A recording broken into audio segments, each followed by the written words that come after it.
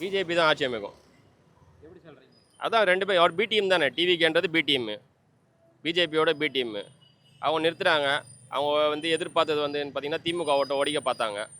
ஆனால் எதிர்பாராத விதமாக என்ன ஆச்சுன்னு கேட்டிங்கன்னா இவங்களே வந்து ஆட்சி அமைக்கிற மாதிரி ஆயிடுச்சு.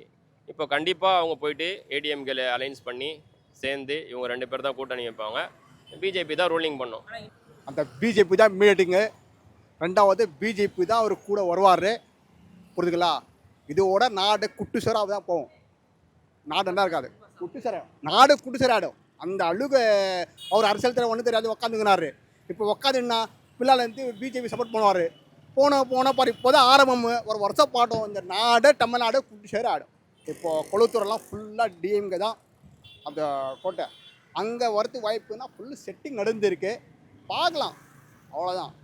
அதே எழுதி வச்சுக்கோங்க. வருஷம் இந்த நாடை குட்டுசேரான்னு இந்த நாடே கலாட்டா வந்துடும்.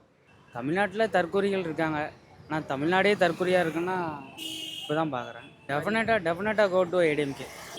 ஃபஸ்ட் ஆளாக ஓடக்கூடியதை வந்து காங்கிரஸ் தான். காங்கிரஸ் ஃபஸ்ட் ஆளாக ஓடிடுவான்.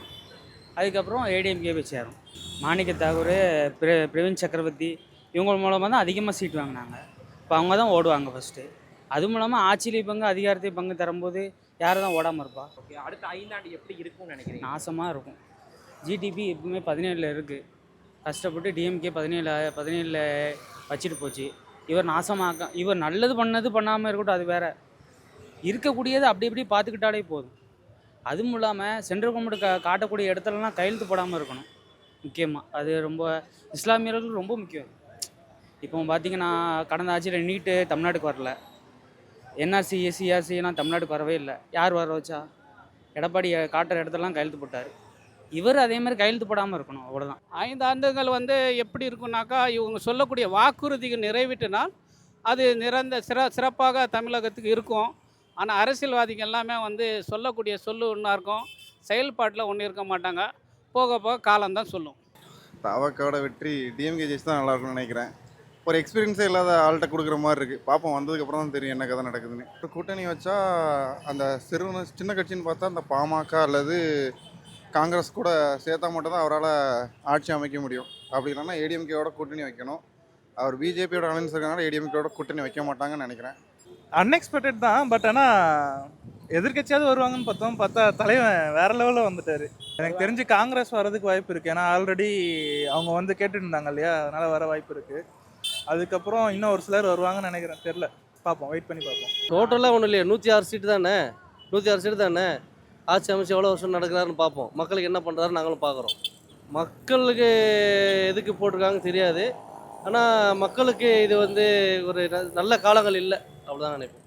கொளத்தூர் மக்களுக்கு என்ன நடந்துச்சுன்னு தெரியல. நல்லா பண்ணியிருக்காரு. அது ஏன் தோற்று வச்சாங்கன்னு தெரியல. எங்களுக்கே கொஞ்சம் கஷ்டமாக தான் இருக்குது. 5 மாதங்கள் நடக்குதான்னு பார்ப்போம். 5 ஆண்டுகள் போக தேவையில்லை. 5 மாதங்கள் நடக்குதான்னு பார்ப்போம். ஒரு ஆக்டரோட ஃபேஸு தான். அந்த ஃபேஸை வந்து இளைஞர் நிறைய பேர் என்ன பண்ணுறாங்க, மாற்றம் வேணும்னு கேட்குறாங்க. ஆனால் மாற்றத்தை வந்து சீமான் அவருக்கு யாரும் தெரியல. சீமான் எப்படிப்பட்ட ஆளுன்னு யாரும் தெரியல. அது சீமானுக்காக தான் மாற்றத்தை கொடுத்துருந்தாலும் நல்லா இருந்திருக்கும். பட் விஜய்க்கு மாற்றம் கொடுத்தது மக்களுக்கு வந்து குழப்பத்தில் போட்டாங்க. அது எப்படி போட்டாங்கன்னாங்க, அந்த குழப்பத்தில் போட்டாங்க. மாற்றம் வேணுன்ற இதுக்கு மேலே மாற்றம் டிஎம்கே என்ன பண்ணலை. எல்லோரும் நல்லா தான் பண்ணியிருக்காங்க. அதுக்கு மேலே டிஎம்கே வந்து அவங்க மேலே அந்த எதுக்கு அவ்வளோ வெறுப்புன்னு தெரில. பட் பண்ணது இது தவறு. இது மக்கள் பண்ணது பெரிய தவறு. இது விஜய் வெற்றியா? விஜய் எப்போ வந்தாரோ அப்போவே கெலிச்சிட்டார் அவர். சும்மா ஒரு 6 மாதம் அவங்க விஜய் சும்மா போட்டு படுத்து அவர் பாட்டுக்கு இருந்தார். நோண்டி அவருக்கு எங்கேயோ தூக்கி உட்கார வச்சுட்டாங்க. இதுக்கப்புறம் அவரை எதுவுமே பண்ண முடியாது. வாழ்க்கை ஃபுல்லாக விஜய் தான். விஜய் வாழ்கிற வரைக்கும் அவர் தான். ஒன்றுமே மாற்ற முடியாது. பண்ணிங்கெல்லாம் கூட்டமாக வரும். சிங்கிளாக வந்துச்சு. சிங்கிளாக வந்து அடிக்குது. ஆமாம் சார், எல்லாமே இப்போ வந்துடுவாங்க சார். அவருக்கு ஆமை குஞ்சு, எலி குஞ்சு, பூனை குஞ்சு சொன்னவங்களாம் இப்போ அவர் காலை தேடி போவாங்க. எல்லாம் எனக்கு தெரிஞ்ச வரைக்கும் காங்கிரஸ் போய் காலில் ஊந்துடும். விஜய் சார் நீங்கள் எங்களுக்கு எதுனா பண்ணுங்க சார் சொல்லி காங்கிரஸ் போயிடும். அவர் அசால்ட்டாக அடிச்சிடுவார். ஒன்றுமே பிரச்சனை இல்லை. இது ஒரு மாற்றமாக இருக்கும்னு நினைக்கிறோம். நாங்கள் எல்லோரும் தாவேக்காக தான் ஓட்டே போட்டோம். இது ஒரு மாற்றமாக இருக்கும்னு நாங்கள் நினைக்கிறோம். விஜய் சார் வந்து கொஞ்சம் உலகத்தில் கொஞ்சம் நல்லா பண்ணுவார் அப்படின்னு ஒரு நம்பிக்கையால் போட்டோம். கண்டிப்பாக நம்பிக்கையாக நல்லது பண்ணுவார்னு நினைக்கிறோம். அதுமாரி பண்ணிட்டாருன்னா நம்மளுக்கு இன்னும் கொஞ்சம் சந்தோஷம். இதுக்கப்புறம் நம்ம எம்ஜிஆர் சார் இருந்தார், அவர் வந்த உடனே ஆட்சியில் நின்னோன்னே அவர் ஜெயிச்சார். அவர் மாரி வந்து நம்ம விஜய் சார் ஜெயிச்சிருக்காரு. அதேமாரி எம்ஜிஆர் சார் வந்து ஒரு வாட்டியும் தோக்கவே இல்லை. அதுமாரி விஜய் சாரும் இதுக்கப்புறம் தோக்கவும் மாட்டார் நல்லது பண்ணிட்டாருன்னா. டிவிகே வந்து பாஜக எதிர்த்து போராட முடியுமா அவங்க? அதில் எப்படிங்க முடியும்? கரூர் 41 கேஸ் இருக்குது பெண்டிங்கு. இப்போ வந்து ஒரு சமீபத்தை பார்த்தீங்கன்னா பஞ்சாபில் ஆம் ஆத்மி கட்சியை காலி பண்ணிச்சு பாஜக, உங்களுக்கே தெரியும். அப்படி கொள்கை இல்லாத ஒரு கட்சியிலேருந்து வேணால் வரலாம். டிஎம்கே வந்து அப்படிப்பட்ட ஒரு எப்படி சொல்ல, அவங்களோட சோசியல் பேட்டர்னே வேறு. அப்படி இருக்கையில் அவங்க வெளியே வர மாட்டாங்க, வாய்ப்பு இல்லை. அந்த 71 சீட்டு அப்படியே தான் இருக்கும். அதில் காங்கிரஸ் வெளியே வர வாய்ப்பு இருக்குது. நம்மளுடைய சிஎம்மோட முதுகில் குத்திட்டாங்க தான் சொல்லணும். அந்த தொகுதி மக்கள் ரொம்ப எவ்வளோ நாட்டுக்கே சிஎம், அதுவும் இல்லாமல் கொளத்தூருக்கு பண்ணாத ஒரு இதே கிடையாது. மற்ற தொகுதியை கம்பேர் பண்ணையில் கொளத்தூரில் நிறையா பண்ணார் நம்மளோட சிஎம். தன்னோட சொந்த தொகுதியை பார்த்து ரொம்ப தொடர்ச்சியாக வின் பண்ணிட்டு வந்த தொகுதி. அது வந்து தோற்றது கொஞ்சம் கஷ்டம் தான். அவர்கிட்ட எல்லாமே இருக்குது, இருந்து கூட அவர் ஆட்சிக்கு வர்றாருன்னா எதுக்கோசம்னா எதனா ஒரு கண்டிப்பாக மாற்றமாக இருக்கும். மாற்றம் இல்லாமல் எதுவுமே பண்ண மாட்டார். கண்டிப்பாக அது ஒரு சென்ட்ரல் கவர்மெண்ட்டுக்கும் ஒரு மாற்றம் பண்ணுவார் அப்படின்னு ஒரு நம்பிக்கை. திருப்பி நம்ம எதுவுமே சொல்ல முடியாது, ஆட்சியில் உட்கார்ந்த அப்புறம் தான் எதுவுமே சொல்ல முடியும். நிறைய பேர் வந்து என்ன சொல்றாங்கன்னா, அவங்க வந்து ஒருவேளை ஏடிஎம்கே கூட அலைன்ஸ் வச்சுருவாங்களோ அப்படிங்கிற மாதிரி சொல்றாங்க. அதெல்லாம் வாய்ப்பே இல்லை. அது சொல்கிறாங்க. சொன்னதெல்லாம் எல்லாரும் சொன்னால் நம்பிட முடியுமா?